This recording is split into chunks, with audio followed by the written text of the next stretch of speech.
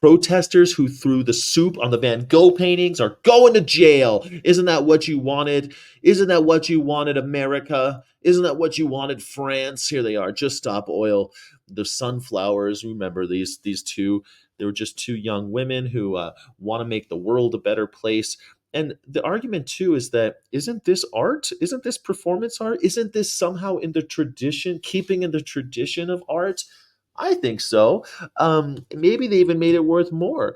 Of course, the painting was protected by glass, so the painting itself was not damaged, but the frame was. And they're saying that the frame was worth £10,000, $13,500, and that they are going to throw the book at these ladies because how dare you speak up against the oil industries by throwing tomato soup at a Van Gogh painting? Don't you know that all painting is sacred and you're not allowed to touch any of it and everything is so precious? If everything were so precious, if that were true, then maybe we should try to keep the planet from melting because no one's going to be able to enjoy any sunflowers if we keep going the direction we're going.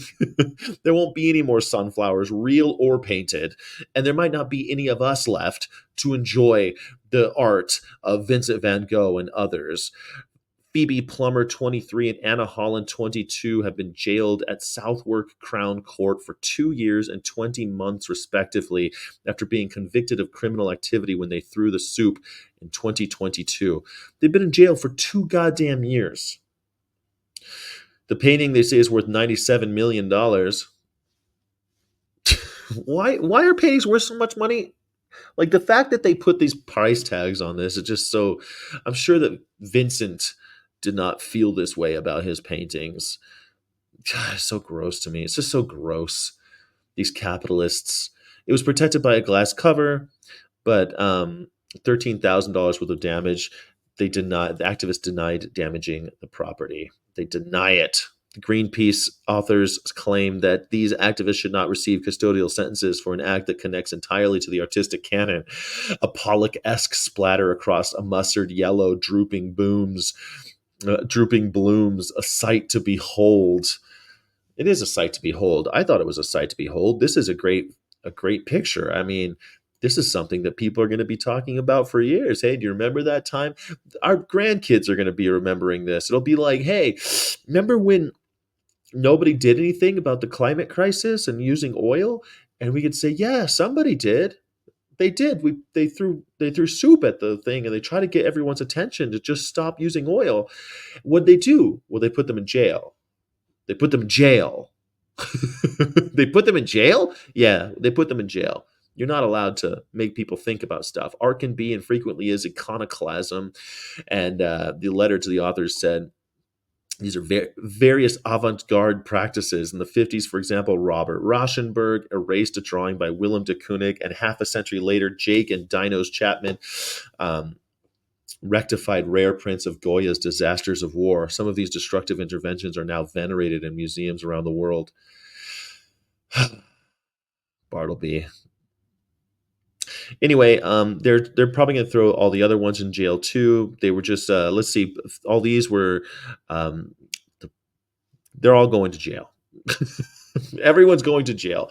In July, 5 Just Stop Oil activists were handed jail sentences ranging from 4 to 5 years for conspiracy to cause public nuisance when they tried to recruit volunteers to take part in a large-scale protest.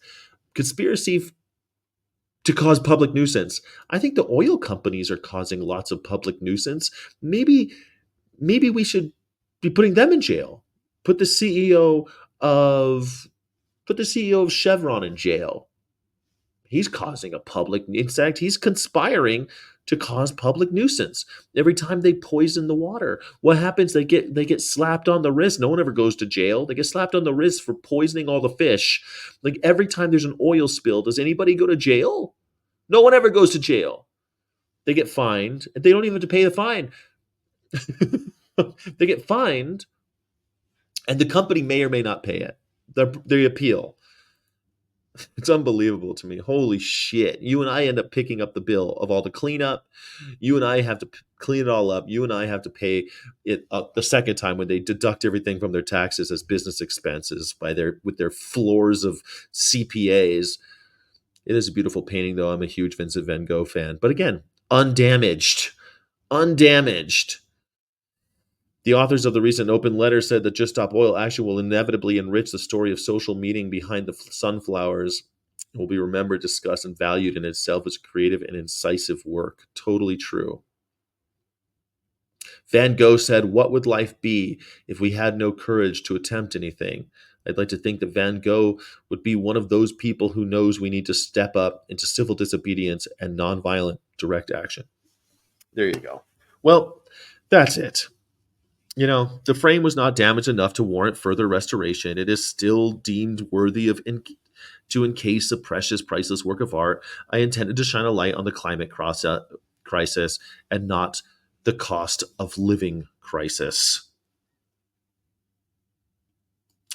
Yeah. So while we're arguing about a frame, how much did they damage the frame is the question, not how much are we damaging the planet. And then 5 years for public nuisance. Every day I'm going to do activism today. I'm going to go out with my chicken truck and be a public nuisance. I'm going to be a public nuisance today. Am I going to go to jail for years?